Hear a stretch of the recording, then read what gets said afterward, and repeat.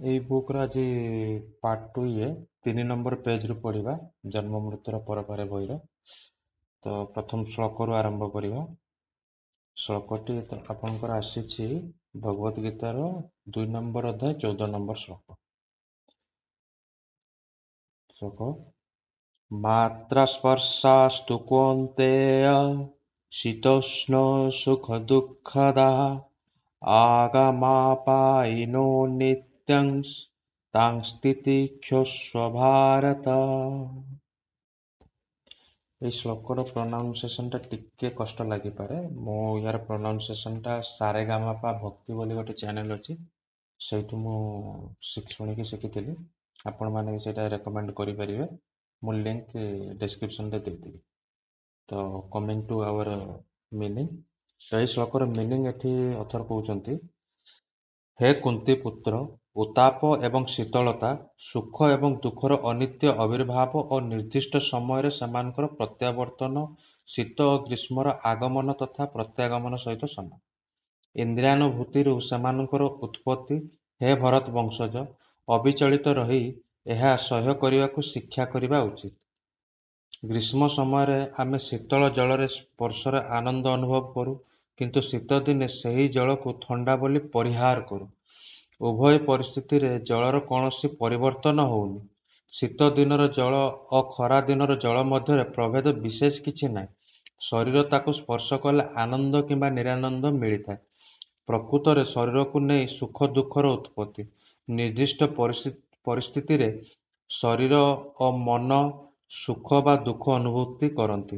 ଦେଖିବାକୁ ଗଲେ ଆମେ ସୁଖ ପଛରେ ସମସ୍ତେ ପାଗଳ, କାରଣ ଆତ୍ମାର ସ୍ୱରୂପ ସ୍ଥିତି ହିଁ ଆନନ୍ଦମୟ।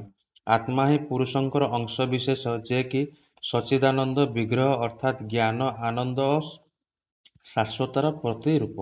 କୃଷ୍ଣ ଶବ୍ଦର ଅର୍ଥ ଅନିର୍ବଚନୀୟ ଆନନ୍ଦ। କୃଷ୍ଣ ଅର୍ଥ ମହାନ, ଅଣବର୍ଣ୍ଣର ଅର୍ଥ ଆନନ୍ଦ। କୃଷ୍ଣ ହେଉଛନ୍ତି ସମସ୍ତ ଆନନ୍ଦର ସର୍ବମୟ ଆଧାର। ଆମେ ତାଙ୍କର ପକ୍ଷପାତ ରହିତ ଅଂଶ ରୂପେ ଚିରାନନ୍ଦ ପାଇଁ ପାଗଳ। ଯେପରି ସମୁଦ୍ର ଜଳର ଏକ ବିନ୍ଦୁ ମଧ୍ୟରେ ତାର ସମସ୍ତ ଉପାଦାନ ନିହିତ, ସେହିପରି ଆମେ ସେହି ପରମ ପୂର୍ଣ୍ଣଙ୍କର ସୂକ୍ଷ୍ମ ଅଂଶ ବିଶେଷ ହୋଇଥିବାରୁ ଆମ ଭିତରେ ତାଙ୍କରି ଶକ୍ତି ଓ ଉପାଦାନ ଭରି ରହିଛି। ଅଣୁ ଆତ୍ମା ଅତି କ୍ଷୁଦ୍ର ହେଲେ ମଧ୍ୟ ଅତି ଆଶ୍ଚର୍ଯ୍ୟଜନକ ଭାବରେ ସାରା ଶରୀରକୁ କ୍ରିୟାଶୀଳ କରାଉଛି। ଏ ପୃଥିବୀରେ ଆମେ ଅସୁମାର ନଗର, ରାଜପଥ, ସେତୁ, ପ୍ରତିକ୍ରିୟା ପ୍ରାସାଦ, ସ୍ମୃତିସ୍ତମ୍ଭ, ବିରାଟ ସଭ୍ୟତା ଦେଖିବାକୁ ପାଉ। ଏ ସବୁର ସ୍ରଷ୍ଟା କିଏ? ଶରୀର ମଧ୍ୟରେ ଥିବା ସୂକ୍ଷ୍ମ ଆତ୍ମା ଜ୍ୟୋତି ହିଁ ଏହାର ସ୍ରଷ୍ଟା। ଯଦି ସୂକ୍ଷ୍ମ ଆତ୍ମା ଜ୍ୟୋତି ଦ୍ୱାରା ଏ ପ୍ରକାର ଆଶ୍ଚର୍ଯ୍ୟପୂର୍ଣ୍ଣ ବ୍ୟାପାର ସମ୍ଭବ ହୋଇପାରିଛି, ପରମାତ୍ମାଙ୍କ ଦ୍ୱାରା କ'ଣ ସମ୍ଭବ ହୋଇପାରେ, ତାହା ଆମେ ଚିନ୍ତା କରିପାରିବା ନାହିଁ। ସେହି ପୂର୍ଣ୍ଣ ସତ୍ତାଙ୍କର ଗୁଣ, ଜ୍ଞାନ, ଆନନ୍ଦ ଓ ନିତ୍ୟତା ପ୍ରାପ୍ତ ହେବା ପାଇଁ ବ୍ୟାକୁଳ ହେବା ସୂକ୍ଷ୍ମ ଆତ୍ମାର ସ୍ୱାଭାବିକ ଧର୍ମ ଅଟେ। କିନ୍ତୁ ଭୌତିକ ଶରୀର ଯୋଗୁଁ ସେହି ବ୍ୟାକୁଳତା ହତାଶାରେ ପରିଣତ ହୋଇଥାଏ। ଶ୍ରୀମଦ୍ ଭାଗବତ ଗୀତାରେ ଆତ୍ମାର କାମନାକୁ କିପରି ଭାବରେ ପୂରଣ କରାଯାଇପାରିବ, ସେ ବିଷୟରେ ସନ୍ଧାନ ଦିଆଯାଇଛି। ବର୍ତ୍ତମାନ ଆମେ ନିତ୍ୟତା, ଆନନ୍ଦ ଓ ଜ୍ଞାନକୁ ତ୍ରୁଟିଯୁକ୍ତ ସାଧନା ଦ୍ୱାରା ଲାଭ କରିବାକୁ ଚେଷ୍ଟା କରୁଛୁ। ଏହି ଲକ୍ଷ୍ୟ ପୂରଣ କରିବା ଦିଗରେ ଆମର ପ୍ରକୃତ ଅଗ୍ରଗତି ଭୌତିକ ଶରୀର ଦ୍ୱାରା ବାଧାପ୍ରାପ୍ତ ହେଉଛି। ତେଣୁ ଆମେ ଶରୀରଠାରୁ ଊର୍ଦ୍ଧ୍ୱରେ ଆମ ସ୍ଥିତିକୁ ଅନୁଭବ କରିପାରିବା ଉଚିତ।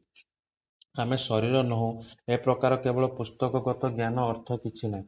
ଆମେ ସର୍ବଦା ନିଜକୁ ଶରୀରର ପ୍ରଭୁ ହିସାବରେ ଜ୍ଞାନ କରିବା ଦରକାର, ଭୃତ୍ୟ ହିସାବରେ ନୁହେଁ।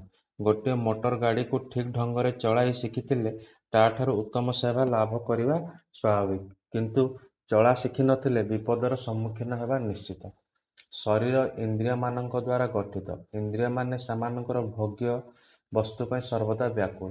ଆଖି ଗୋଟିଏ ସୁନ୍ଦର ବ୍ୟକ୍ତି ଦେଖିଲେ କହେ, ସେ ପୁରୁଷ ବା ସ୍ତ୍ରୀ କେତେ ସୁନ୍ଦର, ଚାଲ ତାକୁ ଦେଖିବା। କାନ ଗୋଟିଏ ସୁନ୍ଦର ଗୀତ ଶୁଣିଲେ କହେ, ଗୀତଟି ଭାରି ଚମତ୍କାର, ଚାଲ ଶୁଣିବା। ଜୀବ ଭୋଜନାଳୟର ସୁମଷ୍ଟି ଖାଦ୍ୟ ଦେଖିଲେ କହେ, ଭାରି ବଢ଼ିଆ ଖାଦ୍ୟ ପ୍ରସ୍ତୁତ ହୋଇଛି, ଚାଲ ଚାଖିବା। ଏପରି ଭାବରେ ଇନ୍ଦ୍ରିୟମାନେ ଆମକୁ ଗୋଟିଏ ଜାଗାରୁ ଆଉ ଗୋଟିଏ ଜାଗାକୁ ସର୍ବଦା ଟାଣୁଛନ୍ତି। ଏଥିପାଇଁ ଆମକୁ ସର୍ବଦା ବ୍ୟତିବ୍ୟସ୍ତ ଓ ବିଚଳିତ ହେବାକୁ ପଡ଼ୁଛି। ତ ଏଇ ଶ୍ଲୋକର ମୋର ମୋଟାମୋଟି ଅଣ୍ଡରଷ୍ଟାଣ୍ଡିଂ ଏଇଆ ହେଲା ଯେ ଏଠି ଇନ୍ଦ୍ରିୟ ବାବଦରେ ଭଗବାନ ମାନେ କହୁଛନ୍ତି ଯେ ଅଲ୍ଟିମେଟଲି ଆମେ ମାନେ ହେଲା ଆତ୍ମା, ପ୍ରଥମଟାରେ ବୁଝିଲେ, କିନ୍ତୁ ଯୋଉ ସୁଖ ଦୁଃଖ ଫିଲ୍ କରୁଛେ ସେଇଟା ଫିଲ୍ କରୁଛେ ଡ୍ୟୁ ଟୁ ଆମର ଶରୀର ଯୋଗୁ। ତ ଏଇଠି ଗୋଟେ ପ୍ରଥମ ପାରାରେ ସେ ଗୋଟେ ଏକ୍ଜାମ୍ପଲ ଦଉଛନ୍ତି ଯେ ଯେମିତିକି ଖରା ଦିନରେ ସେଇ ମାନେ ଜଳ ଆମକୁ ବଢିଆ ଲାଗେ, ଶୀତ ଦିନରେ ସେଇ ଜଳ ଆମକୁ ଥଣ୍ଡା ଲାଗେ। ତ ଏଠି ଜଳର ସ୍ୱଭାବ ବିଶେଷ ପରିବର୍ତ୍ତନ ହେଇନି, ଡ୍ୟୁ ଟୁ ଏଇ ଶରୀର ଯୋଗୁ ଆମେ ଏଇ ଫିଲ୍ଟା କରୁଛୁ, ଯୋଉଟା କି ଆମକୁ ସୁଖ ଦୁଃଖର ଅନୁଭବ ଦଉଛି। ତାପରେ ମଝିରେ କୃଷ୍ଣ ମିନିଂର ଅର୍ଥ ଟିକେ ବତେଇଛନ୍ତି ଭଗବାନ। କୃଷ୍ଣ ମିନ୍ସ ଆନନ୍ଦ, ଏଇ ଟାଇପର କିଛି। ଆଉ ଦେନ୍ ଆଗକୁ କହୁଛନ୍ତି ଆତ୍ମାଟା କଣ? ଆତ୍ମାଟା ହଉଛି ଭଗବାନଙ୍କର ବହୁତ କ୍ଷୁଦ୍ର କ୍ଷୁଦ୍ର କ୍ଷୁଦ୍ର ଅଂଶ। ତ ଏଇ ଆତ୍ମା ହିଁ ଆମକୁ ସେନ୍ସେସ୍ ଦଉଛି, ଯୋଉ ପୂର୍ବ ଶ୍ଲୋକରୁ ଆମେ ଦେଖିଥିଲେ, ପୂର୍ବ ପାର୍ଟ 1 ରୁ ଯୋଉ ଦେଖିଥିଲେ। ତ ସେଇ ସେନ୍ସେସ୍ ହିଁ ଆମକୁ ସବୁ କିଛି କରଉଛି। କରାଇବା ଦ୍ୱାରା ଯଦି ସେଇ ଛୋଟ ସୂକ୍ଷ୍ମ ଅଂଶଟି ଏତେ କିଛି କରିପାରୁଛି, ଯେମିତି ବଡ଼ ସେତୁ ବନେଇ ପାରୁଛି, ରାଜପଥ ବନେଇ ପାରୁଛି, ପ୍ରାସାଦ ବନେଇ ପାରୁଛି, ବଡ଼ ବଡ଼ ସ୍ତମ୍ଭ ବନେଇ ପାରୁଛି, ମଲ୍ ବଜାର ସବୁ କିଛି ବନେଇ ପାରୁଛି, ତ ସେଇ ଯୋଉ ମହାନ ବିରାଟ ବଡ଼ ଯୋଉ ଭଗବାନଙ୍କର ଅଂଶ ଯୋଉ ଅଛି, ଯିଏ ତାକୁ ପ୍ରକୃତ ଭଗବାନ, ଯାହାର ଆମେ ମାନେ ବହୁତ ଛୋଟ ଅଂଶ, ସେ କଣ ନାଇଁ କଣ ବନେଇ ପାରିବେ। ତ ଏଇ ଲଜିକରୁ ଦେଖାଗଲେ ତାଙ୍କ ପାଖରେ ବହୁତ ମାତ୍ରାରେ ଶକ୍ତି ଅଛି ବୋଲି ଏଠି କହୁଛନ୍ତି।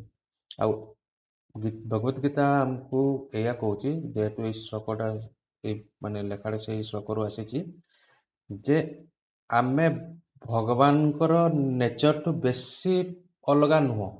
ତ ଏଠି ଏକ୍ଜାମ୍ପଲ ଦେଇକି କହୁଛନ୍ତି, ଭଗବାନ ଯଦି ଗୋଟେ ସମୁଦ୍ର ହୁଅନ୍ତି, ଆମେ ମାନେ ହେଲା ସମୁଦ୍ର ଗୋଟେ ବିନ୍ଦୁ। ତ ଭଗବାନଙ୍କର ସମୁଦ୍ର ପାଣି ଯେମିତି ଲୁଣିଆ, ଗୋଟେ ବିନ୍ଦୁର ପାଣି ବି ସେଇଭଳିଆ ଲୁଣିଆ, ମାନେ ତାଙ୍କର ନେଚର ପାଖାପାଖି ସେମ୍। ତ ସେଇପରିକା ଆମର ବି ନେଚର ପାଖାପାଖି ସେମ୍। ତ ଆମେ ଅତି କ୍ଷୁଦ୍ର ହେଇକି ଗୋଟେ ବିନ୍ଦୁ ସମୁଦ୍ର ତୁଲ୍ୟ ହେଇକି ଯଦି ଆମେ ଏତେ ପୃଥିବୀରେ କ୍ରିଏସନ କରିଦେଇ ପାରୁଛେ, ତ ଭଗବାନ କଣ ନାଇଁ କଣ କରିପାରିବେ। ସେଇ ବେସିସରେ ସେ ଭଗବାନଙ୍କୁ ମହାନ ଏଠି ବତା ହଉଛି, ଏତିକି ବୁଝିଲି।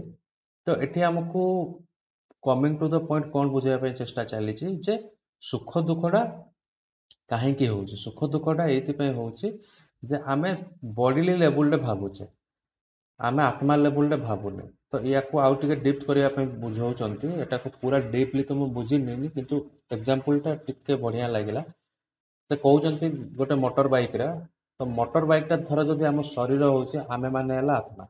ତ ମୋଟର ବାଇକର ଭଲରେ ଯତ୍ନ ନେଇକି ତାକୁ ଯଦି ଠିକ ଠାକ ସେ ଚଲେଇ ଶିଖିଥିବା, ଯଦି ଆମେ ତାର ଅଧିକରୁ ଅଧିକ ଲାଭ କରିବା। ସେଇଭଳିଆ ଆମ ଏ ଶରୀରଟାକୁ ଜଷ୍ଟ ଶରୀର ଗୋଟେ ଯନ୍ତ୍ର ବୋଲି ଭାବିବା, ଆଉ ତା ଭିତରେ ଯୋଉ ଚେତନା ଅଛି, ଆତ୍ମା ଅଛି। ପୂର୍ବ ପାର୍ଟ 1ରେ ଆମେ ଯୋଉ ଡିସ୍କସନ କରିଥିଲେ, ଚେତନା କଣ ନା ଆତ୍ମାର ଗୋଟେ ଲକ୍ଷଣ। ତ ଯୋଉ ଆତ୍ମା ଅଛି, ସିଏ ଯଦି ବୁଝିପାରିବ ଯେ ଶରୀରକୁ କେମିତି ବେଷ୍ଟ ଟୁ ବେଷ୍ଟ ବେନିଫିଟେଡ ଆମେ କରେଇ ପାରିବା, ତାର ପ୍ରପର ୟୁଜଟା କଣ, ତାହେଲେ ଆମେ ଖୁସିରେ ରହିପାରିବା। ଆଉ ଯଦି ସେମିତି ଆମେ ନ କରିବା, ତାହେଲେ ଜଷ୍ଟ ଯେମିତି ଚାଲିଛି ଇନ୍ଦ୍ରିୟ ଯେମିତି ଆମକୁ ଆଫେକ୍ଟ କରଉଛି, ସେଇ ଅନୁସାରେ ଆମକୁ ଫିଲ୍ ହବ। ଯେମିତି ଏଇଠି କହୁଛନ୍ତି ପଦରେ, ଗୋଟେ ପୁରୁଷ ସ୍ତ୍ରୀକୁ ଦେଖିଲେ କହୁଛି ସୁନ୍ଦର ଅଛି, ଚାଲ ଦେଖିବା। କାନ ଭଲ ଗୀତ ଶୁଣିଲେ କହୁ ଚାଲ ଶୁଣିବା। ବୁଝିପାରିଲେ? ତାପରେ